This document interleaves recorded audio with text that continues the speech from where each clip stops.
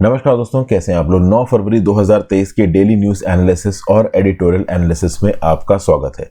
कौन कौन सी important news हम लोग डिस्कस करने वाले हैं। तो आरबीआई ने इंटरेस्ट रेट्स को हाइक किया है, ठीक है, इन्फ्लेशन को टेम करने के लिए, इन्फ्लेशन को कम करने के लिए। तो इस न्यूज को डिटेल में समझेंगे। उसके बाद आम आदमी पार्टी और बीजेपी के बीच की बहस में ओवरऑल सुप्रीम कोर्ट के सामने बात पहुंची है, क्या एल्डरमैन के पास राइट है वोट डालने का। एल्डरमैन मतलब nominated member of house, not elected member.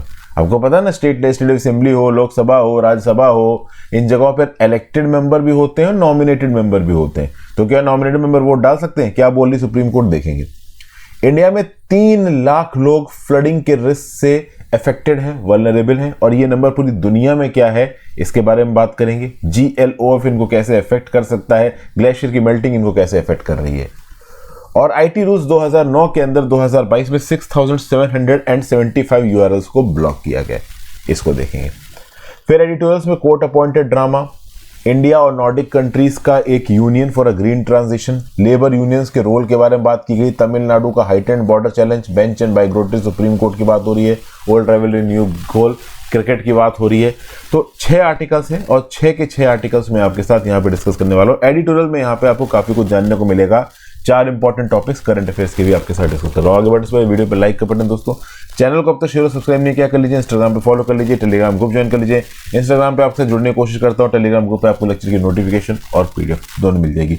ज्यादा से ज्यादा लोग साथ लेक्चर को शेयर करें दोस्तों, इस लेक्चर के रिकमेंडेशन को यूट्यूब के एल्गोरिथम में बढ़ाने के लिए। Word of the day, have the blues. Have the blues मतलब सैड होना। After meeting her I am feeling the blues, basically किसी बात से थोड़ा सा परेशान होना, थोड़ा सैड होना। चलिए, पहली news, GS paper 2 Indian economy, RBI lifts loan cost to tame inflation. भैया ओवरऑल अगर आप देखो तो रेपो रेट यानी बेंचमार्क पॉलिसी लेंडिंग रेट, ये यहां पे बढ़ाया गया है। कितना? 25 बेसिस पॉइंट से। जैसा कि मैं आपको पहले कई बार बता चुका हूं, 1 बेसिस पॉइंट बराबर होता है 0.01% की। तो 25 बेसिस पॉइंट हो गया 0.25%। तो रेपो रेट को 25 बेसिस पॉइंट बढ़ा के पहुंचा दिया गया है 6.5%, 6.5%। और कम से कम इस बेसिस पॉइंट से ही फिक्स होता है ओवरऑल सरकारें के तल। जैसे फॉर एग्जांपल अगर आप देखो तो जब कोरोना के समय पे लॉकडाउन वगैरह लग गया था, इकोनॉमी बिल्कुल नीचे जा रही थी, तो इस रेपो रेट को काफी कम कर दिया गया था, 4.5-5% के आसपास घूम रहा था। तो जितना कम रेपो रेट होगा, ओवरऑल इसी रेपो रेट से कनेक्टेड होते हैं अलग अलग बैंकों के लैंडिंग प्राइसेस। जैसे बैंक हाउसिंग लोन देती हैं, पर्सनल लोन देती हैं, व्हीकल लोन देती हैं, बहुत प्रकार के लोन बैंक देती हैं, एजुकेशन लोन देती हैं। तो ये सारे के सारे लोन रेपो रेट से ही जुड़े रहते हैं। जितना कम रेपो रेट होगा उतना ही बाकी लोन की कॉस्ट भी होगी बैंकों की, और जितना ज्यादा रेपो रेट होगा उतना ही ज्यादा लेंडिंग कॉस्ट होगी। मतलब अब अगर रेपो रेट ज्यादा है तो ज्यादा इंटरेस्ट रेट पे बैंक के लोन मार्केट में घुमाएंगी। तो ओवरऑल मेरे आपके जैसे लोगों के लिए जो इंटरेस्ट क्वांटम है लोन का वो बढ़ जाएगा, तो हम लोन थोड़ा कम लेंगे। बेसिकली इस रेपो रेट को इसीलिए बढ़ाया जाता है ताकि अगर एक्सेसिव लिक्विडिटी है या फिर कह लीजिए एक्सेसिव महंगाई है मार्केट में, तो उसका थोड़ा कंट्रोल किया जा सके। और इस समय पे इन्फ्लेशन एक बड़ी प्रॉब्लम हमारे सामने उठा के आ रही है, ये आपको पता ही। यह डिसीजन लिया गया है मॉनेटरी पॉलिसी कमेटी के द्वारा, जिसके चेयरमैन है आरबीआई के गवर्नर शक्तिकांता दास साहब। क्या बोल रहे हैं ये? The monetary policy committee was of the view that further calibrated monetary policy action is warranted to keep inflation expectations anchored, break the persistence of core inflation and thereby strengthen the medium term growth prospects. अगर आप देखो तो monetary policy committee ने इस साल का जो current fiscal year का जो इन्फ्लेशन फोरकास्ट है इसको भी कम किया है। पहले इन्फ्लेशन एक्सपेक्टेड था इस पर्टिकुलर ईयर में, मतलब मैं बात कर रहा हूं 2022-23 में 6.7%, अब ये एक्सपेक्ट कर रहे हैं 6.5%। उसके साथ साथ अगले साल के Q1 में जो ग्रोथ एस्टिमेट है, अगले साल का Q1 मतलब अप्रैल 2023 से लेके मई 2023 जून, अप्रैल मई जून, इस पर्टिकुलर क्वार्टर में जो इकोनॉमिक ग्रोथ होगी वो 70 बेसिस पॉइंट बढ़ के 7.8% पहुंचेगी। तो ये सब बातें और शक्तिकांता दास साहब यहाँ पे कर रहे हैं। अब क्या होगा क्या नहीं होगा, ये एक्सपेक्टेशंस, ये प्रेडिक्शंस अक्सर कर आते ही रहते हैं। ओके, फिर शक्तिकांता दास साहब से यहाँ पे अदानी के रिस्पेक्ट में भी सवाल पूछा गया। ऑब्वियस सी बात है, अदानी की कंपनीज ने मार्केट से लोन उठा रखा है, बैंकों से लोन उठा रखा है, और बैंक का रेगुलेटर यहाँ पे कौन है? Reserve bank of India. तो रिजर्व बैंक ऑफ इंडिया से पूछना तो देखिए बनता है। तो अदानी ग्रुप के रिस्पेक्ट में बिना नाम लेते हुए शक्तिकांता दास साहब ने बोला कि इंडिया का बैंकिंग सेक्टर स्ट्रांग है और कोई एक केस इंडिया के बैंकिंग सेक्टर को अफेक्ट नहीं कर सकता। अगर आप देखो तो इंडिया का बैंकिंग सेक्टर रेजिलिएंट है, स्ट्रांग है, including the non banking financial sector. और जो भी लार्ज एक्सपोजर गाइडलाइंस है बैंकों की, वो सारी बैंकों द्वारा फॉलो की गई हैं। जो इंडियन बैंकिंग सेक्टर का स्ट्रेंथ, साइज और रेजिलियंस है वो काफी बड़ा है। एक इंडिविजुअल इंसिडेंट, केस या कंपनी का फॉलआउट इंडियन इकोनॉमी को नीचे नहीं गिरा सकता।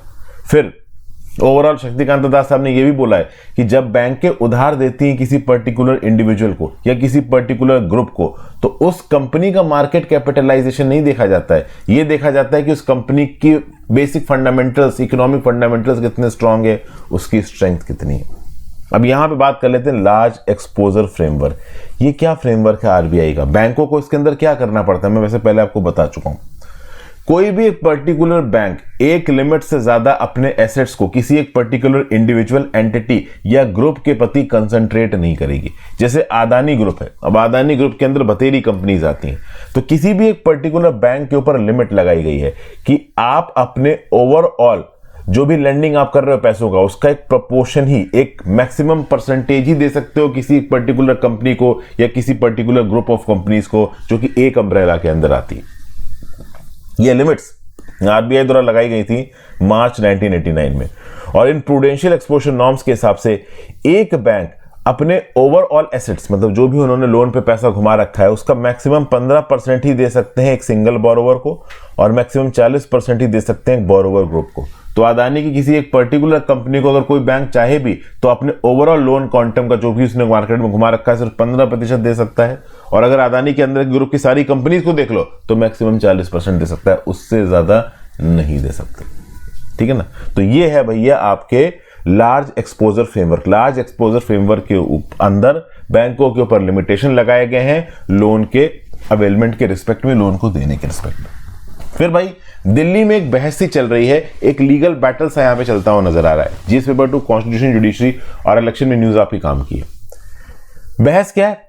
Constitution doesn't allow alderman right to vote, ऐसा सुप्रीम कोर्ट ने बोला है। देखिए यहां पे हुआ क्या है, हुआ यह है कि आपके बिहाफ पे कुछ लोगों ने सुप्रीम कोर्ट में पिटीशन डाल दी है।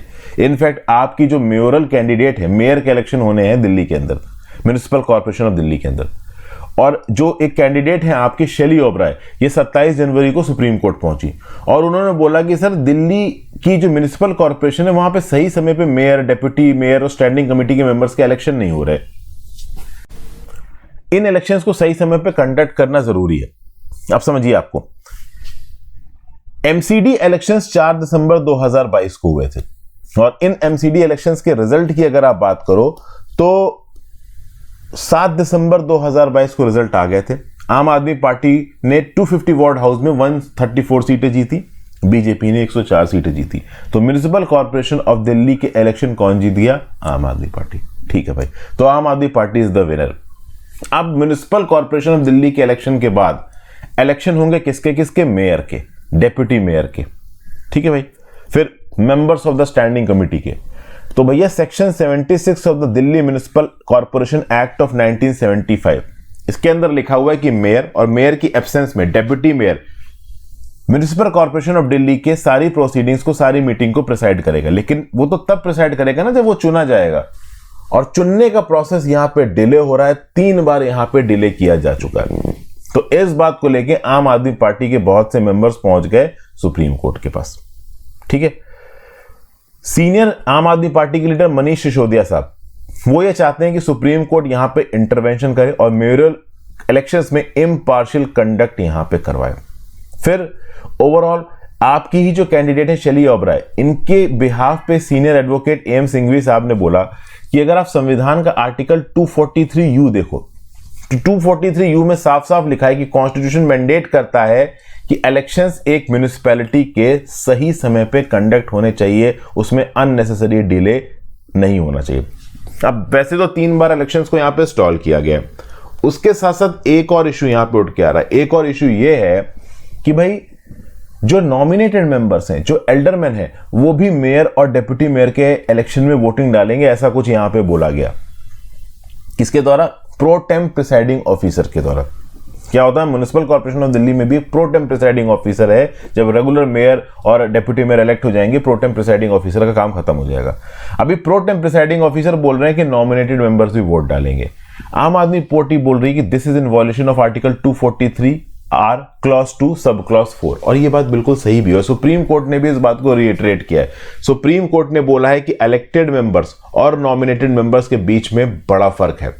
आप इलेक्टेड मेंबर को एक नॉमिनेटेड मेंबर के बराबर कंसीडर नहीं कर सकते, इसलिए जब भी मीटिंग में या किसी रेजोल्यूशन के ऊपर या किसी चुनाव में वोट करने वाली बात हो जाएगी, तब नॉमिनेटेड मेंबर वोट नहीं कर सकते, इलेक्टेड मेंबर ही यहां पे वोट करेंगे। तो बेसिकली आम आदमी पार्टी यहां पे बीजेपी के ऊपर इल्जाम लगा रही है कि चूंकि म्युनिसिपल कॉर्पोरेशन ऑफ दिल्ली के अंदर बीजेपी को पूर्ण बहुमत नहीं मिल रहा है, तो नॉर्मल वोटिंग में तो आम आदमी पार्टी ही अपना मेयर और डिप्टी मेयर इलेक्ट करा लेगी, इसलिए अपने मन का मेयर और डिप्टी मेयर इलेक्ट करवाने के लिए एल्डरमैन को वोट का राइट दे रही है बीजेपी की सरकार, इसके अपॉइंटेड प्रोटेम प्रिसाइडिंग ऑफिसर, जो कि गलत है। सुप्रीम कोर्ट में पहुंच गई, सुप्रीम कोर्ट ने बोला है कि नहीं भाई, नॉमिनेटेड मेंबर यहां पे वोट नहीं डाल सकता।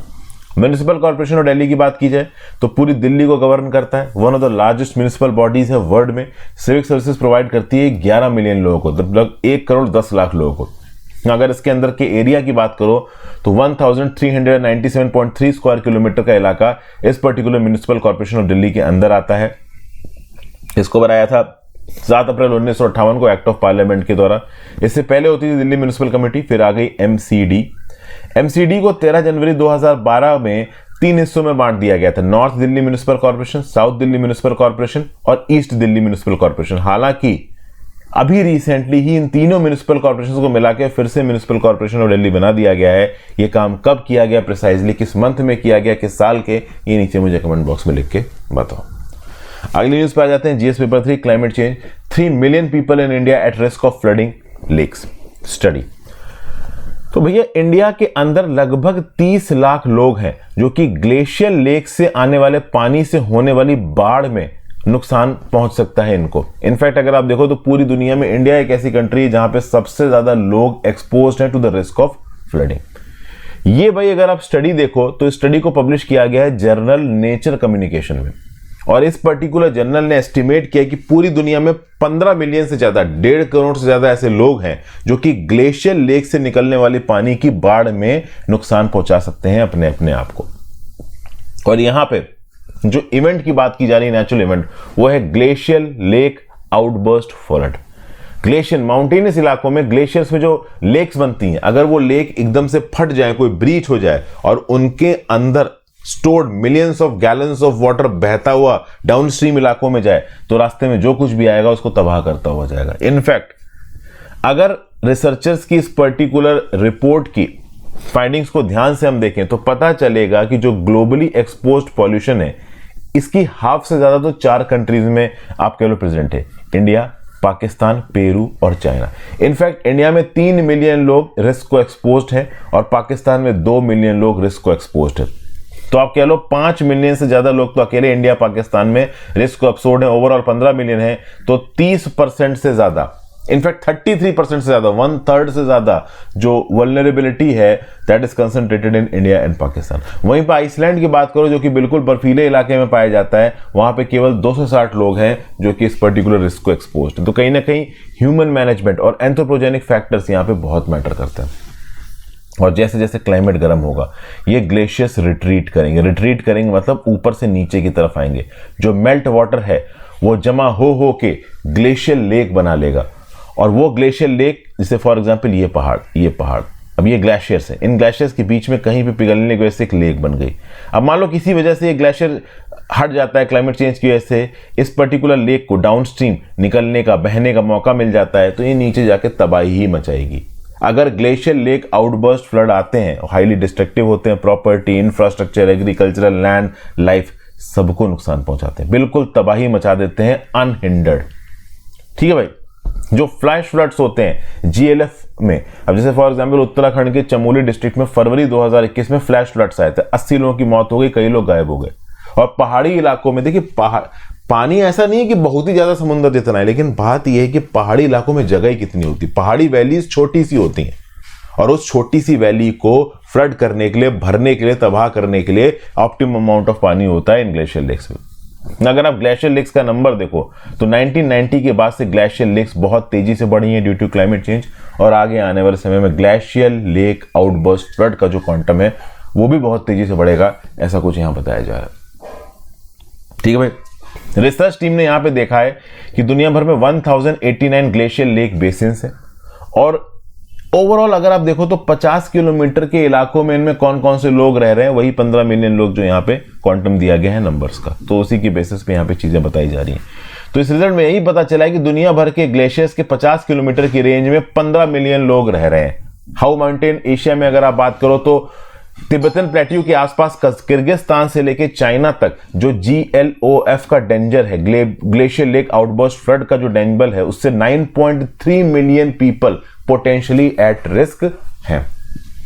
उसके बाद अगर आप देखो तो जो एंडीज माउंटेन है साउथ अमेरिका के, western south of south America की एक बहुत लंबी माउंटेन रेंज है जिसको आप बोलते हो एंडीज माउंटेन रेंज। यहां पे भी जो ग्लेशियल आउटबर्स्ट फ्लड का डेंजर है वो काफी लाइवली है, काफी बढ़ा हुआ है। ठीक है भाई। तो कहीं ना कहीं ग्लेशियल फ्लडिंग आज की डेट में एक बहुत बड़ा डेंजर है। GLOF एक बहुत बड़ा डेंजर है। इसके लिए हमें टारगेटेड और इफेक्टिव रिस्क मिटिगेशन चाहिए, जिससे मान लीजिए कल की डेट में इससे रिलेटेड फ्लड्स आते हैं तो लॉस ऑफ लाइफ को मिनिमाइज कर सकें, इंफ्रास्ट्रक्चर के डैमेज को कहीं ना कहीं रोक सकें, इस नेचुरल हैजार्ड से अपने आप को बचा सकें। नेक्स्ट 6775 URL को ब्लॉक किया गया है 2022 में, और इसके लिए पैनल मिला है 53 बार। GS paper 2-3 government policies and intervention cyber security में न्यूज काम की है। ये सब कुछ किया किसके अंडर गया है? तो information technology procedure and safeguard for blocking for access of information for public rules 2009, इसके अंदर एक कमेटी बनाई गई। ये कमेटी 2022 में 53 बार मिली, और इसी पर्टिकुलर कमेटी ने डिसीजन लिया कि 6775 URL को ब्लॉक करना है। इनफैक्ट ये सब बातें हो क्यों रही है? तो पार्लियामेंट का सेशन चल रहा है, कांग्रेस के member of parliament Kirti P Chidambaram साहब ने सवाल पूछा, तो IT मिनिस्ट्री ने जवाब दिया कि 2018 में 2799, 2019 में 3635, 2020 में 9849, 2021 में 6096 और 2022 में 6775 URL को ब्लॉक किया गया है IT मिनिस्ट्री के द्वारा under the relevant rules of information technology procedure and safeguard for blocking for access of information for public rules 2009। अब किस तरह की इंफॉर्मेशन को ब्लॉक किया गया इन रूल्स के अंदर? तो जैसे फॉर एग्जांपल 2020 में जब कोरोना पैंडेमिक फैल रहा था तो गवर्नमेंट को काफी क्रिटिसाइज किया गया कोरोना पैंडेमिक को लेकर, तो सरकार ने इस प्रकार की न्यूज को ब्लॉक किया। जब डेल्टा वेरिएंट को इंडिया के सोशल मीडिया के अंदर इंडियन वेरिएंट बोला गया तब इंडिया ने इस प्रकार की न्यूज को ब्लॉक किया। इनफैक्ट ज्यादातर यहां पे ऑर्डर्स जो इशू किए गए हैं वो इंटरनेट प्रोवाइडर्स या सोशल मीडिया प्लेटफॉर्म्स को इशू किए गए हैं। ठीक है ना भाई? तो ये सब चीजें ओवरऑल यहां पे बता रखी हैं। अब IT ब्लॉकिंग रूल्स 2009 को देखा जाए तो ये केंद्र की सरकार का लेजिस्लेशन है जो कि प्रोसीजर और सेफगार्डिंग मेजर्स को ले डाउन करता है कि किस प्रकार से पब्लिक के पास जो इंफॉर्मेशन है उसको ब्लॉक किया जाता है, और इसको सरकार ने इनेबल किसके अंदर किया था? तो section 87 clause 2 sub clause Z of the information technology act 2000 and section 69A of the information technology act 2000 के अंदर ही सरकार को ताकत मिली, जिसके थ्रू इंफॉर्मेशन टेक्नोलॉजी रूल्स 2009 जिनको आप बोलते हो पूरी तरीके से procedure and safeguards for blocking for access of information by public rules 2009, ये ओवरऑल IT एक्ट 2000 के रेलेवेंट सेक्शंस के अंदर सरकार द्वारा लेके आया गया था। अब अगली न्यूज पे आ जाते हैं। अगली न्यूज तो खैर क्या है, ये न्यूज यहाँ पे 4 ही मेन थी। आते हैं अब एडिटोरियल डिस्कशन के ऊपर। पहला editorial, the lesson from a court appointed drama. देखिए अब तक अगर आपने वीडियो को लाइक और शेयर नहीं किया दोस्तों तो जरूर कर दीजिए। विक्टोरिया गौरी के अपॉइंटमेंट को लेके आज 2 आर्टिकल्स हैं। देखिए जो जुडिशियल अपॉइंटमेंट का प्रोसेस है कॉलेजियम का, इसको यहां पे क्रिटिसाइज किया जा रहा है। Recently higher judiciary Supreme Court और पॉलिटिकल एग्जीक्यूटिव के बीच में जो आपके जगदीप धनखड़ साहब हैं, लॉ मिनिस्टर किरण रिजिजू साहब हैं, उनके बीच में काफी बहस हुई कि भैया हाई कोर्ट और सुप्रीम कोर्ट में जो जजेस का अपॉइंटमेंट कॉलेजियम सिस्टम से होता है गलत है। तो उसके बारे में हम पहले बात कर चुके हैं। यह आर्टिकल विक्टोरिया गौरी जी से रिलेटेड है। कॉलेजियम सिस्टम कब बना था? 1993 का जजमेंट आया था सुप्रीम कोर्ट का, उसके थ्रू कॉलेजियम सिस्टम बना था। नॉर्मल कर देखा जाए तो 3 जो सीनियर मोस्ट जजेस है सुप्रीम कोर्ट के, या कह लो कभी कभी कुछ केसेस में 5 जो सीनियर मोस्ट जजेस सुप्रीम कोर्ट के, वो कॉलेजियम में यहाँ पे डिसीजन लेते हैं। सरकार का इनपुट होता है यहाँ पे, और ओवरऑल 2 ही पार्टी होती है यहाँ पे, एक तो सुप्रीम कोर्ट का कॉलेजियम और दूसरा सरकार। अब एल विक्टोरिया गौरी जी के केस में यहां पे क्या हुआ, मैं आपको एक हल्का फुल्का आइडिया दे दूं। मैं इसके ऊपर वीडियो भी बना चुका हूं और कल की डेट में एक बेसिक बैकग्राउंड भी आपको बता चुका हूं। 2018 में और कुछ दिन पहले तक अगर आप देखो तो एल विक्टोरिया गौरी जी ने मुस्लिम्स और क्रिश्चियंस के अगेंस्ट हेट स्पीचेस दी हैं, ऐसा इनके ऊपर इल्जाम लगाया गया। बहुत हद तक ये प्रो बीजेपी हैं, बीजेपी पार्टी की वुमेन विंग को इन्होंने ज्वाइन भी किया था और इनको एडिशनल जज बनाया गया मद्रास हाई कोर्ट का। जब कॉलेजियम ने इनके नाम को रिकमेंड कर दिया तो उसके बाद मद्रास हाई कोर्ट के ही कुछ एडवोकेट्स ने यहां पे फिर से एक पिटीशन फाइल कर दी सुप्रीम कोर्ट के अंदर कि इस प्रकार के इंसान को आप जज मत बनाओ, ये पहले हेट स्पीच दे चुका है। तो जहां पे कुछ जजेस के अपॉइंटमेंट्स को केंद्र की सरकार ने रोका, क्यों? क्योंकि उन्होंने सोशल मीडिया पे एक एंटी गवर्नमेंट स्टांस लिया, एक एंटी पीएम मोदी स्टांस लिया। वहीं पे यहां पे एक इंडिविजुअल जो हेट स्पीचेस दे रहा है उसको आप अपॉइंट करो। तो एक तो बीजेपी को क्रिटिसाइज किया जा रहा है डबल स्टैंडर्ड्स के लिए, बहुत सारे आर्टिकल्स आपको मिल जाएंगे। दूसरा यहां पे क्या हो रहा है कि सुप्रीम कोर्ट की फंक्शनिंग में कुछ फ्लॉज देखने को मिले। पहले तो सीजीआई ने बोला कि ठीक है भाई, विक्टोरिया गौरी ने जो भी किया उसका सुप्रीम कोर्ट कॉग्निजेंस ले रही है। उसके अगले दिन 2 जजों की बेंच सुप्रीम कोर्ट ने बोला कि ठीक है भाई, अब चूंकि हम इनको अपॉइंट कर चुके हैं तो अपॉइंट करते वक्त कॉलेजियम ने सारे फैक्टर्स को पेरूज किया है तो अब हटाना ठीक नहीं है। मतलब कहीं ना कहीं एक तरीके से इनडायरेक्ट ये दिया कि ठीक है, कॉलेजियम ने हर चीज को रिकमेंड देखा है। संजीव खन्ना साहब ने ऐसा बोला और संजीव खन्ना साहब भी कॉलेजियम के मेंबर। तो इस बात को लेके सुप्रीम कोर्ट को भी क्रिटिसाइज किया गया कि भाई क्या चल रहा है, आपके सीजीआई अलग बोल रहे हैं, आपके जजेस अलग बोल रहे हैं। सीजीआई बोल रहे हैं कॉलेजियम को पता नहीं था हेट स्पीच के बारे में, इनडायरेक्टली संजीव खन्ना साहब बोल रहे हैं कि पता था। तो ये चल क्या रहा है? अब भाई देखिए, यहां पे 2 चीजें होती, एक तो होती एलिजिबिलिटी, एक होती है सूटेबिलिटी। एलिजिबिलिटी विक्टोरिया गवई जी की चेक की जा चुकी है और अब हेट स्पीच के इल्जाम के तौर पर एक ऑलरेडी अपॉइंटेड जज को आप हटा नहीं सकते, भले वो एडिशनल जज हो हाई कोर्ट के। एक और क्वेश्चन यहां पे उठता है, structural problem with the process of judicial appointment. जो सबसे बड़ी प्रॉब्लम है जुडिशियल अपॉइंटमेंट के प्रोसेस में वो है ओपेसिटी। देखिए, इंडिया के अंदर जुडिशियल अपॉइंटमेंट के लिए कॉलेजियम काम करता है। इसी प्रकार के बहुत से सिस्टम एग्जिस्ट करते हैं यूएस में, साउथ अफ्रीका में, केनिया में।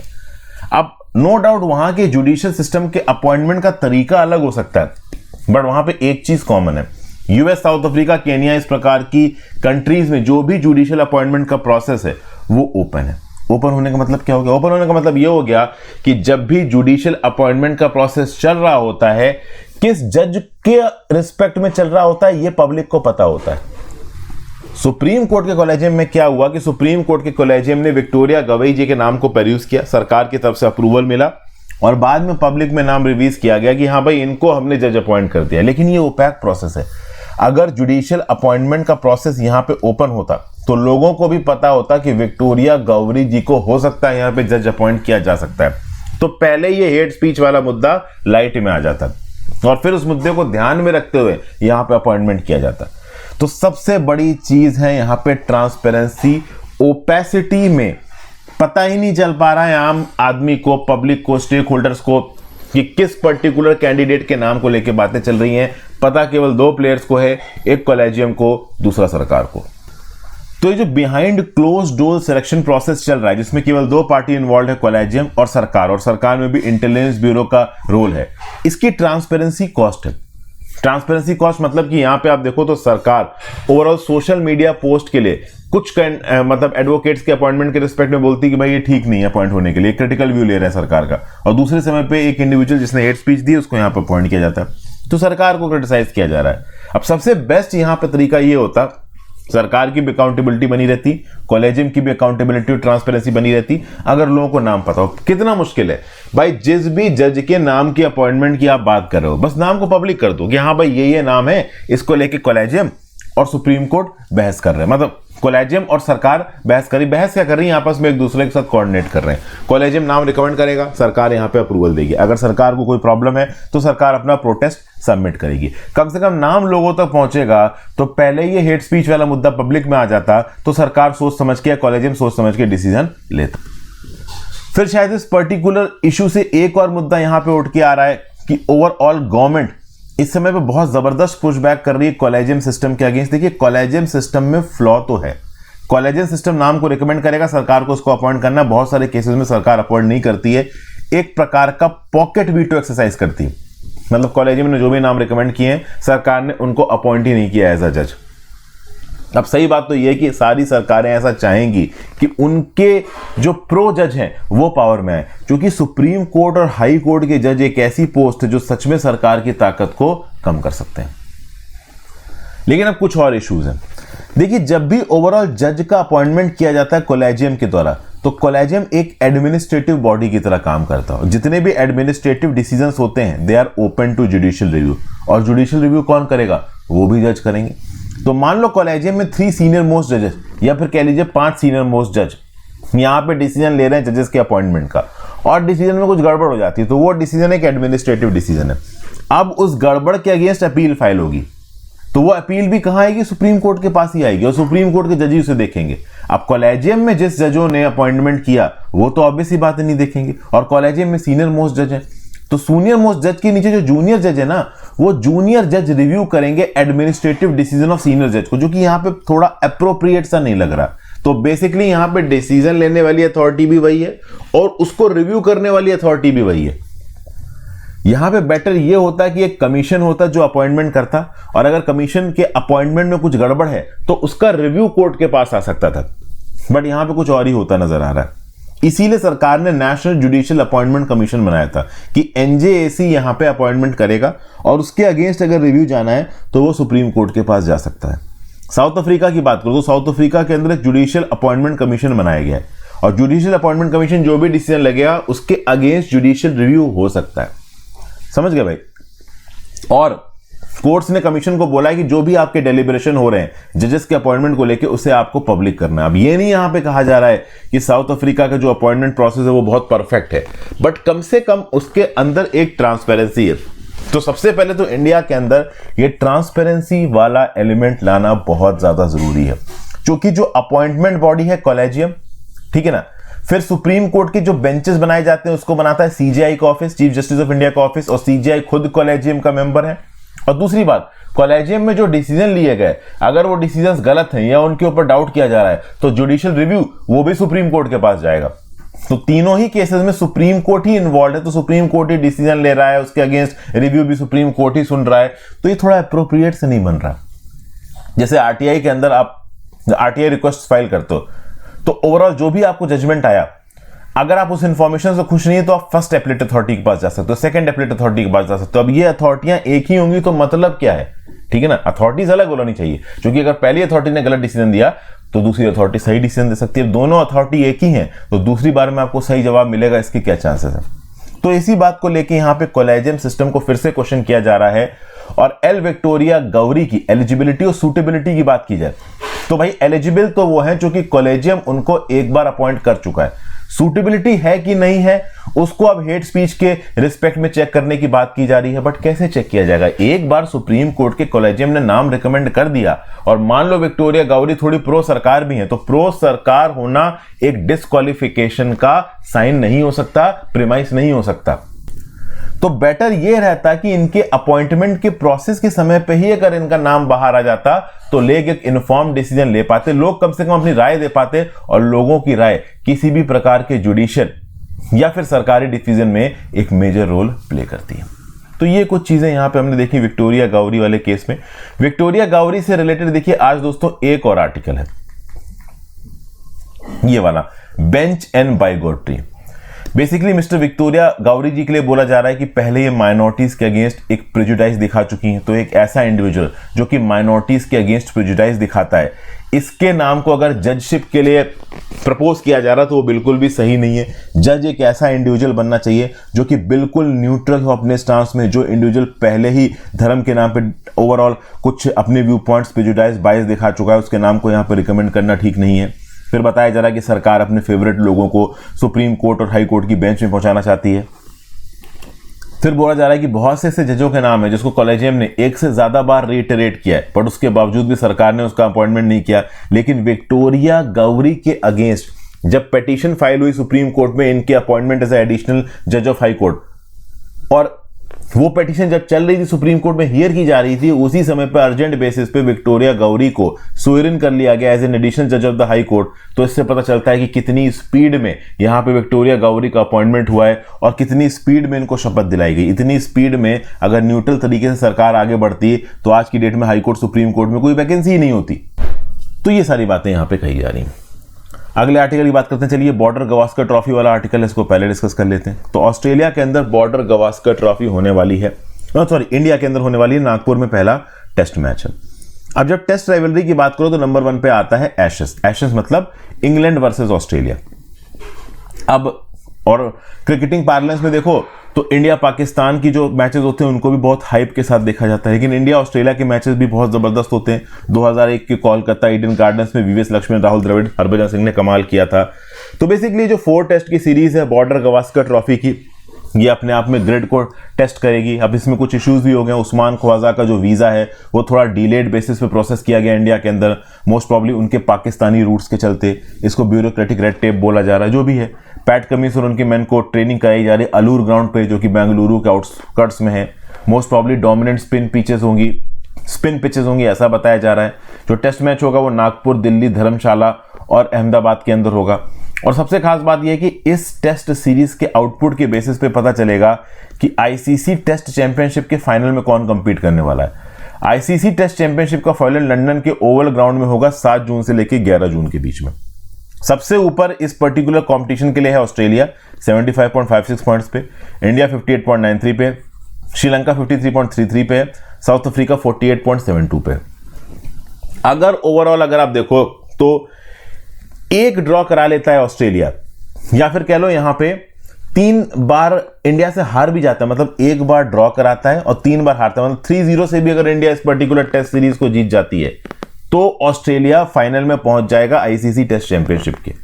लेकिन अगर मान लो इंडिया ऑस्ट्रेलिया को 4-0 से हरा दे तो उस केस में ऑस्ट्रेलिया टेस्ट सीरीज की फाइनल में नहीं पहुंचेगा। बेसिकली यहां पे यह बताया जा रहा है कि जो टॉप 3 की जंग है इंडिया, श्रीलंका और ऑस्ट्रेलिया, इसमें अगर इंडिया या ऑस्ट्रेलिया एक्स्ट्रा ऑर्डिनरीली गलत तरीके से परफॉर्म करते हैं, खराब तरीके से परफॉर्म करता है, तो श्रीलंका के लिए मौका मिलता है टेस्ट चैंपियनशिप के फाइनल में कंपीट करने का। नहीं तो अभी के लिए तो ऐसा नजर आ रहा है कि ऑस्ट्रेलिया इंडिया ही टेस्ट चैंपियनशिप के फाइनल में लंदन ओवल में कंपीट करेंगे। ठीक है भाई, तो ये सब बातें और क्रिकेट से रिलेटेड एक आर्टिकल है जिसको हमने यहां पे डिस्कस किया। अब अगले आर्टिकल पे आ जाते हैं। पहला आर्टिकल तो मैं आपके साथ ऑलरेडी डिस्कस कर चुका था, Nordic India connect to power a green transition. यहां पे क्या बात की जा रही है, देखिए नॉर्डिक कंट्रीज की बात करो। अब सबसे खास बात यहां पे आप बोलोगे सर कि नॉर्डिक कंट्रीज में आता कौन कौन है, तो नॉर्डिक कंट्रीज में भाई आते हैं आपके Denmark, Norway, Sweden, Finland, Iceland. अब ग्रीनलैंड, फेरो आइलैंड, आइलैंड वो भी उनके पार्ट हैं, तो आप कह सकते हो कि Denmark, Norway, Sweden, Finland, Iceland ये नॉर्डिक कंट्रीज हैं। आर्टिकल किसने लिखा है? जैन क्रिश्चियन वेस्ट्रे, जो कि नॉर्वेजियन मिनिस्टर हैं ट्रेड एंड इंडस्ट्री के। उसके बाद विले स्केनेरी, जो कि फिनिश मिनिस्टर हैं, फिनलैंड के मिनिस्टर हैं development corporation of foreign trade के। दोनों की फोटो यहां पे आपको दिख रही है। अब बेसिकली ये बोल रहे हैं कि जो नॉर्डिक कंट्रीज हैं वो ग्रीन टेक्नोलॉजी में पायनियर कर रही हैं, आगे बढ़ने की कोशिश कर रही हैं। और अगर नॉर्डिक कंट्रीज और इंडिया मिल जाए तो वो जो ग्रीन ट्रांजिशन की जरूरत है दुनिया को, ये दोनों मिलकर प्रोवाइड कर सकते हैं। अगर आप देखो तो नॉर्डिक कंट्रीज इंडियंस के लिए कुछ अलग होंगी। जैसे अगर मैं as an Indian Nordic countries को इमेजिन करूं तो मैं क्या सोचूंगा, भाई बर्फ होगी, फिजॉर्ड्स होंगे, लेक्स होंगे, northern lights, aurora borealis, aurora australis, ये सब देखने को मिलेगा। लेकिन उसके अलावा भी नॉर्डिक कंट्रीज के पास बहुत कुछ है। नॉर्डिक कंट्रीज ने नई ग्रीन टेक्नोलॉजीज को डेवलप करने के लिए बहुत कुछ किया है। Hydrogen, offshore wind, batteries, carbon capture storage, इस प्रकार के सॉल्यूशंस को बहुत लंबे समय से नॉर्डिक कंट्रीज एक्सप्लोर कर रही हैं। इसमें काफी हद तक ये टेक्नोलॉजिकली एडवांस अपने आप को कर चुकी हैं। Nordic countries stable, secure, welfare based societies को बनाने में सक्सेसफुल रहे हैं। नॉर्डिक रीजन मोस्ट सस्टेनेबल और इंटीग्रेटेड रीजन है दुनिया का, 2030 तक हो जाएगा ऐसा बताया जा रहा है। नॉर्डिक कंट्रीज मिलकर ग्रीन, कॉम्पिटिटिव और सोशली सस्टेनेबल रीजन बनाने की बात कर रहे हैं। और नॉर्डिक कंट्री इंडिया मिल जाएं तो वो डिलीवर कर सकते हैं की technologies and solutions to stop climate change and boost green growth. मई 2022 में नॉर्डिक इंडिया समिट हुआ था कोपनहेगन में। 5 नॉर्डिक प्राइम मिनिस्टर मिले थे इंडिया के प्राइम मिनिस्टर नरेंद्र मोदी जी ने, और डिसीजन लिया गया था कि इंटेंसिफाई किया जाएगा कोऑपरेशन को in digitalisation, renewable energy, maritime industries and circular economy. Mister Modi ji ने बोला था कि वो जॉइंट नॉर्डिक सॉल्यूशन के इंटरेस्ट को प्रमोट करेंगे इंडिया के ग्रीन ट्रांजिशन में। फिर उसके बाद अगर आप देखो तो जो ट्रेड मिनिस्टर हैं नॉर्वे के, फिनलैंड के, वो इंडिया में आ रहे हैं, मतलब अभी 9-10 फरवरी को। चूंकि इंडिया के पास G20 की लीडरशिप है तो इस समय तो पूरी दुनिया ही मत्था टेकने आएगी इंडिया के अंदर। तो बहुत सारे बिजनेस डेलीगेशंस, कंपनीज, अलग अलग सेक्टर्स की, क्लीन एनर्जी की, डिजिटलाइजेशन की, circular economy, tourism, maritime sector, ये सब इंडिया के अंदर आएंगे, इंडिया के साथ कोऑपरेशन को बढ़ाने की कोशिश करेंगे। अभी के लिए देखा जाए तो 240 नॉर्वेजियन और फिनिश कंपनीज इंडिया के अंदर ऑपरेट कर रही हैं। नॉर्वेजियन मतलब नॉर्वे, फिनिश मतलब फिनलैंड, और नॉर्डिक कंट्रीज में क्या क्या आता है तो उसमें डेनमार्क, फिनलैंड, स्वीडन, नॉर्वे सब मिला हुआ है। ठीक है भाई, तो ये सब चीजें। फिर पिछले साल में देखा जाए तो फिनलैंड और इंडिया के बीच में ट्रेड और इन्वेस्टमेंट बहुत तेजी से बढ़े हैं। इंडिया एक प्रायोरिटी कंट्री बन गई है फिनलैंड के लिए। फिनलैंड ने एक नया कंसुलेट जनरल खोला है मुंबई के अंदर, जिसका इनॉग्रेशन 10 फरवरी को होगा। नॉर्डिक रिप्रेजेंटेशन इंडिया के कॉमर्शियल कैपिटल में बढ़ जाएंगे, क्योंकि मुंबई में जब ओवरऑल एक कंसुलेट जनरल मिलेगा तो डायरेक्ट लाइंस ऑफ कम्युनिकेशन खुल जाएंगी मुंबई और नॉर्वे के बीच में। उसी प्रकार से बहुत सारी इंडियन कंपनीज फिनलैंड की तरफ देख रही हैं। Areas of technology, innovation, sustainability, digitalisation, carbon neutrality में शेयर पाने के लिए बहुत सारे Indian students, researchers, expert Finland जा रहे हैं, वहां पे सेटल कर रहे हैं, रिसर्च एंड डेवलपमेंट में अपने आप को इन्वॉल्व कर रहे हैं। नॉर्वे इंडिया की बात की जाए तो इनके बीच में ट्रेड पिछले 3 सालों में दुगना हुआ है। जो नॉर्वे सोवरेन वेल्थ फंड है वो इंडिया का लार्जेस्ट सिंगल फॉरेन इन्वेस्टर्स है।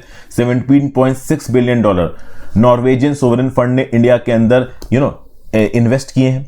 फिर रिसेंटली नॉर्वेजियन सरकार ने एस्टैब्लिश किया एक न्यू क्लाइमेट इन्वेस्टमेंट फंड, जिससे ओवरऑल रेन्यूएबल एनर्जी में इन्वेस्ट किया जाएगा पूरी दुनिया में, और इंडिया के रेन्यूएबल एनर्जी सेक्टर में भी नॉर्वेजियन सरकार अपने नए क्लाइमेट इन्वेस्टमेंट फंड के थ्रू पैसा लगाएगी।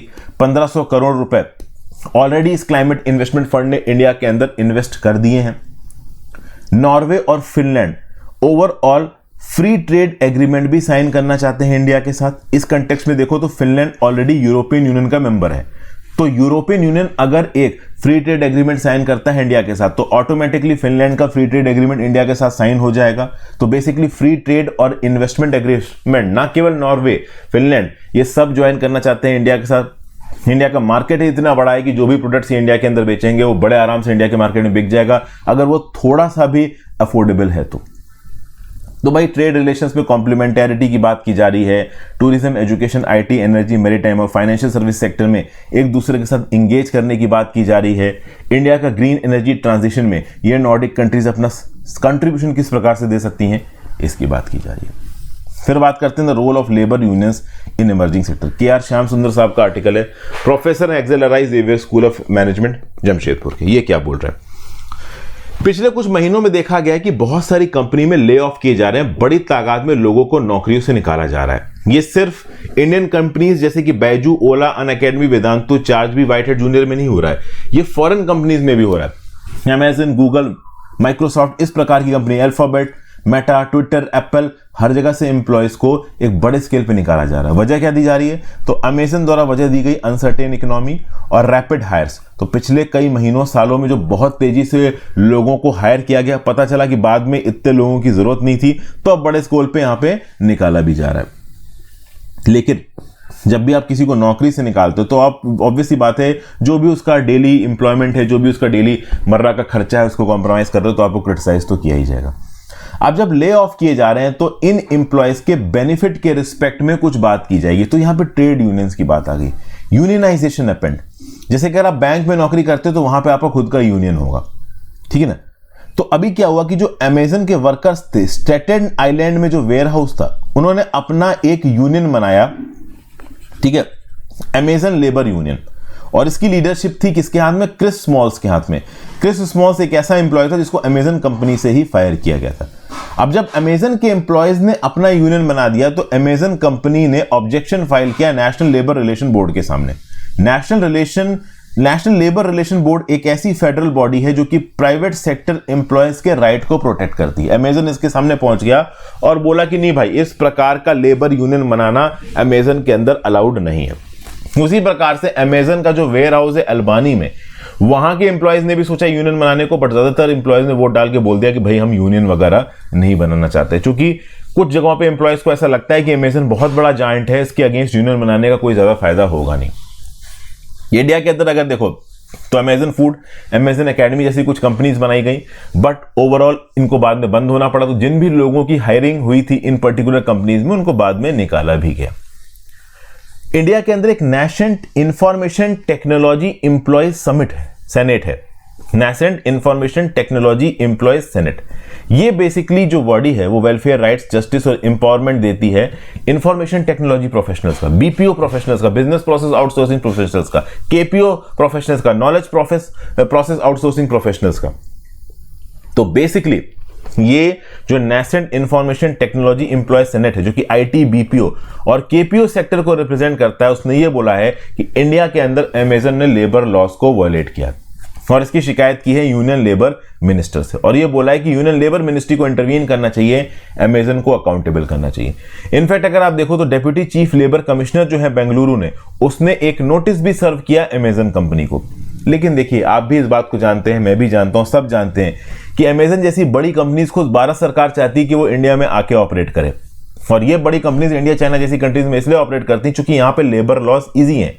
तो अब इनके ऊपर ही यूनियनाइजेशन के थ्रू स्ट्रांग लेबर लॉज लगाए जाएंगे तो काफी मुश्किल हो जाएगा। इंडिया के अंदर ऐसे बहुत से सेक्टर्स हैं, जैसे कि आप देखो हरप्रीत सिंह सलूजा, ये ओवरऑल प्रेसिडेंट है इस particular national information technology employee senate के, ये पीछे से पड़ गए हैं अमेजन के। बट इन अमेजन को भी अकाउंटेबल कर पाना काफी मुश्किल है, इनके अगेंस्ट कलेक्टिव एक्शन ले पाना काफी मुश्किल है। अगर आप कुछ कन्वेंशनल इंडस्ट्रीज की बात करो, जैसे manufacturing industry, public utility, conventional financial sector, यहां पे जैसे बैंक्स हो गए, इन सब जगहों पे यूनियन होते हैं, बट इंफॉर्मेशन टेक्नोलॉजी में आपको ज्यादा यूनियन नहीं मिलेंगे। Information technology enabled services, IT और आईटी इनेबल्ड सर्विसेज सेक्टर में बहुत सारा यूनियनाइजेशन हुआ नहीं है। कहीं ना कहीं आईटी एम्प्लॉयज को एलिटिज्म और प्रोफेशनलिज्म के साथ जोड़ा जाता है। ऐसा माना गया है कि आईटी एम्प्लॉयज को ट्रेड यूनियंस की जरूरत नहीं है, क्योंकि नॉर्मल कोर्स में उनको गुड कंडीशंस ऑफ वर्क, उनके ग्रीवेंसेस को एड्रेस करने के एवेन्यूज मिल ही जाते हैं, तो वो कंपनी के प्रति लॉयल रहते हैं, इंडस्ट्री के प्रति लॉयल रहते हैं। लेकिन रिसेंटली ये भी देखा गया है कि आईटी सेक्टर में भी बहुत सारे एम्प्लॉयज को हायर किया गया, फिर बहुत तेजी से फायर किया गया, उनकी तनख्वाहें कम की गई। तो धीरे धीरे करके ये देखा जा रहा है कि हाँ भाई, आईटी सेक्टर में भी ओवरऑल यूनियन बन रही है। जैसे फॉर एग्जांपल 2015 में देखो तो टाटा कंसल्टेंसी सर्विसेज ने बड़े स्केल पे लोगों को नौकरी से निकाला, तो उस समय पे एक नीड फील हुई कि भाई आईटी सेक्टर में भी यूनियंस होने चाहिए। तो धीरे धीरे करके आईटी सेक्टर में भी जो यूनियन वाली एक्टिविटी है ना, वो बढ़ाई जा रही है। बट प्रॉब्लम यह है कि अगर आप यूनियन वाली एक्टिविटी बढ़ा भी देते हो तो भी आईटी सेक्टर में काम करने वाली जो इंडियन फर्म्स हैं और बड़े फील्ड में आके जो फॉरेन फर्म्स इंडिया के आईटी सेक्टर में काम कर रही हैं, इनको अकाउंटेबल कर पाना, इनसे सवाल पूछ पाना, ये काफी मुश्किल है। तो यूनियनाइजेशन अपने आप में यूजफुल हो सकता है, किस हद तक यूजफुल होगा वो बहुत सी चीजों पर डिपेंड करता है, लेबर के रिजॉल्व के ऊपर, सरकारी स्टांस के ऊपर। सरकारी स्टांस इन फॉरेन कंपनीज को लेके थोड़ा सा ढीला है और वो अंडरस्टैंडेबल भी है, क्योंकि हम फॉरेन रेवेन्यू इंडिया के अंदर लाना चाहते हैं, फॉरेन इन्वेस्टमेंट्स इंडिया के अंदर लाना चाहते हैं, नई नौकरियां क्रिएट करना चाहते हैं, तो सरकार जल्दी ओवरऑल इन बड़ी बड़ी कंपनियों से कुछ बोलेगी, इस बात के चांसेस कम है। बट इस प्रकार की यूनियनाइजेशन केवल लेबर राइट्स ही नहीं बचाएंगे, और भी बहुत सारी चीजों को प्रोटेक्ट करेंगे, जैसे मिलियंस ऑफ इनफॉर्मल वर्कर्स के सोशल सिक्योरिटी को। कोविड-19 के समय जैसी कोई स्थिति फिर से आ जाती तो ये लेबर यूनियंस काम देंगे। इंडस्ट्रियल एक्सीडेंट्स आज की डेट में बहुत तेजी से बढ़ रहे हैं, तो इंडस्ट्रियल एक्सीडेंट्स को अवॉइड करने के लिए प्रॉपर सेफ्टी पैरामीटर्स बड़ी बड़ी कंपनियां लगाएंगी, क्योंकि वो जानती हैं कि कल की डेट में कुछ गड़बड़ हो गई तो ये यूनियन जिंदा नहीं छोड़ेंगे। तो ये सब चीजें हो रही हैं। वर्कर मोबिलाइजेशन को यूनियनाइजेशन के थ्रू प्रमोट करने की बात की जा रही है, और ये यूनियनाइजेशन धीरे धीरे इंफॉर्मेशन टेक्नोलॉजी सेक्टर में भी घुस रहा है। और आज का आखिरी आर्टिकल डिस्कस कर लेते हैं, तमिलनाडु हाइटन्स बॉर्डर चैलेंज। देखिए, तमिलनाडु का 1076 किलोमीटर की कोस्ट लाइन और 30 स्टेट्स के साथ बॉर्डर है। ये जो 1076 किलोमीटर की कोस्ट लाइन है तमिलनाडु की, वो तमिलनाडु की सिक्योरिटी चैलेंज लाके खड़ा कर रही है। अब आप देखो तो केंद्र की सरकार की एजेंसीज एनआईए द्वारा और बहुत सी इंटेलिजेंस एजेंसी के द्वारा रेगुलरली तमिलनाडु की राज्य की सरकार को ये वार्निंग दी गई है कि भाई आपकी कोस्ट लाइन के थ्रू कुछ इलीगल काम चल रहे हैं। श्रीलंका से कुछ इलीगल माइग्रेंट्स इंडिया के अंदर आ रहे हैं, तमिलनाडु के अंदर। उसके साथ साथ अगर आप देखो तो ड्रग्स वगैरह की और कॉन्ट्राबैंड आइटम्स की स्मगलिंग भी तमिलनाडु के इस कोस्टल इलाके के थ्रू चालू है, और बहुत ज्यादा पता नहीं चल पा रहा है अथॉरिटीज को। अभी रिसेंटली रामनाथपुरम डिस्ट्रिक्ट में धनुषकोडी के शोर के पास एक अबेंडेंड बोट पाई गई। मोस्ट प्रॉब्ली इसको स्मगलिंग के लिए इस्तेमाल किया गया होगा। मोस्ट प्रॉब्ली या तो इन्फिल्ट्रेटर्स या कॉन्ट्राबांड इस बोट के थ्रू इंडिया के अंदर लाए गए हैं। फिर कई बार ऐसे केस पाए गए हैं जहां पे जो बोट्स हैं वो तमिलनाडु की कोस्टल डिस्ट्रिक्ट्स में लैंड करते हुए पाई गई हैं। शायद जो इलीगल माइग्रेंट्स है वो आ रहे हैं, या फिर पाकिस्तान हो सकता है आतंकवादी स्मगल कर रहा हो इंडिया के अंदर थ्रू तमिलनाडु कोस्ट, चूंकि अब लाइन ऑफ कंट्रोल के थ्रू तो संभाल कर पाना बहुत मुश्किल है। तमिल रिफ्यूजीज का मुद्दा भी बहुत बड़ा है। ड्रग्स और आर्म्स ट्रैफिकिंग ये बहुत कॉमन है। मार्च 2021 में जो कोस्टल सिक्योरिटी एजेंसी थी तमिलनाडु के कोस्ट में, उन्होंने 301 kilo heroin, 5 AK-47 rifle, 1000 rounds of 9mm ammunition ये पाए। और ये किसके पास से पाए गए? 6 श्रीलंका नेशनल्स के पास से, रवि हंसी में। तो ये AK-47 क्यों लेके आ रहे हैं भाई? What's the real role of AK-47 inside India? तो ये सब चीजें हैं। पाकिस्तान का एंगल निकल के आ सकता है, क्योंकि हाजी सलीम नाम का पाकिस्तानी ड्रग लॉग, यहां पे ड्रग के कंसाइनमेंट में उसका नाम उभर के आया है। प्रोब कंडक्ट की गई थी नेशनल इन्वेस्टिगेशन एजेंसी के द्वारा। हो सकता है कि liberation tigers of Tamil Eelam को फिर से रिवाइव करने की कोशिश की जा रही हो, तो इसके लिए यहां पे पैसे का फ्लो हो रहा हो। सेंट्रल और स्टेट इंटेलिजेंस यूनिट यहां पे बहुत हाई अलर्ट पे है। बट फिर भी इतना बड़ा कोस्ट है, 1076 किलोमीटर का कोस्ट, कहां पे पेट्रोलिंग करोगे? फिर ओवरऑल तमिलनाडु का कोस्ट एक और बात की वजह से न्यूज में रहा है। अभी आप देखो तो श्रीलंका के अंदर पीपल लिबरेशन आर्मी चाइना ने बहुत सारे satellite, drones, hi tech communication gadgets को डिप्लॉय कर रखा है। चाइना इन्वेस्टमेंट कर रहा है नॉर्थ श्रीलंका में सी क्यूकम्बर फार्मिंग को लेके। रिसेंटली देखो तो चाइनीज शिप हम्मन टोटा में डॉक हुआ था। ऐसा बताया जा रहा था कि वो स्नूपिंग कर सकता है इंडियन एसेट्स को, जो कि साउथ इंडिया में प्लेस्ड है। फिर बड़े स्केल में जो बांग्लादेशी नेशनल्स हैं, जो इमिग्रेंट्स हैं, उन्होंने एंट्री मारी नॉर्थ ईस्ट में, और वो श्रीलंका में आके तमिलनाडु में आके सेटल हो गए। और तमिलनाडु में वो बहुत अलग अलग जगह से सेटल्ड हैं। उन्होंने लोकल आईडी कार्ड्स, आधार कार्ड वगैरह ले लिए हैं और काफी सालों से रह रहे हैं, तो उनको आइडेंटिफाई कर पाना भी बहुत मुश्किल हो गया। ऐसा बताया जा रहा है कि 93,000 श्रीलंकन तमिल्स रिफ्यूजी कैंप्स में रह रहे हैं तमिलनाडु और ओडिशा में, और फिक्शियस नाम्स के अंदर रह रहे हैं। एड्रेस ट्रेवल डॉक्यूमेंट्स इन्होंने फॉर्ज किए हैं। हो सकता है उसमें से कुछ सस्पेक्टेड हो कि वो इस्लामिक स्टेट के ऑपरेटिव हो, या हो सकता है पाकिस्तान की ISI के ऑपरेटिव हो, कुछ भी हो सकता है। अभी रिसेंटली अगर आप देखो तो PFI पे बैन लगाने के बाद कोयम्बटूर में एक मंदिर के बाहर LPG सिलेंडर से भरी हुई कार मिली थी, ब्लास्ट हो गई थी, आतंकवादी की मौत हो गई थी, जानमाल का नुकसान नहीं हुआ। बट इस प्रकार के जो इवेंट्स है वो कहीं ना कहीं एक चिलिंग रिप्लाई, एक चिलिंग रिमाइंडर देते हैं इंडिया को कि भाई अभी भी आपकी सिक्योरिटी पूरी तरीके से सेफगार्डेड नहीं है। आपको लगातार कोशिश करती रहनी होगी अपनी सिक्योरिटी को इंश्योर करने के लिए। फिर CPI अभी ऐसा बताया जा रहा है कि इंटेलिजेंस इनपुट को इन्वेस्टिगेट कर रही state police. More than 12 law college students southern districts of Tamil Nadu में communist party of India Maoist में आपके लोग रिक्रूट किए गए, और ये ओवरऑल कहीं ना कहीं वॉलेंट एक्टिविटीज के थ्रू ही डिस्टेबलाइजेशन करने का टारगेट बना रहे हैं। तो कुल मिला के जो सिक्योरिटी चैलेंजेस हैं वो काफी बड़े हैं तमिलनाडु के सामने। तो यहाँ पे केंद्र की सरकार को तमिलनाडु के राज्य की सरकार के साथ ओवरऑल इन्वॉल्व होकर इन सिक्योरिटी इश्यूज को प्रॉपर तरीके से एड्रेस करना पड़ेगा। तो ये था आज का एडिटोरियल दोस्तों। आई होप आपको यूजफुल लगा हो। मैं डिटेल में सारी इंपॉर्टेंट और रेलेवेंट इन्फॉर्मेशन आपके साथ शेयर करने की कोशिश करता हूँ। आशा करता हूँ आपको वीडियो पसंद आई होगी। अपने व्यू पॉइंट नीचे कमेंट बॉक्स में देके जाइएगा दोस्तों। इंस्टाग्राम पे फॉलो कर लीजिएगा, टेलीग्राम ग्रुप ज्वाइन कर लीजिएगा। इंस्टाग्राम पे आपसे जुड़ने की कोशिश करता हूँ, टेलीग्राम ग्रुप पे आपको लेक्चर की वीडियो नोटिफिकेशन दोनों मिल जाएगी। ज्यादा से ज्यादा लोगों का लेक्चर शेयर करें। Have a great day friends, good bye, ध्यान रखिए।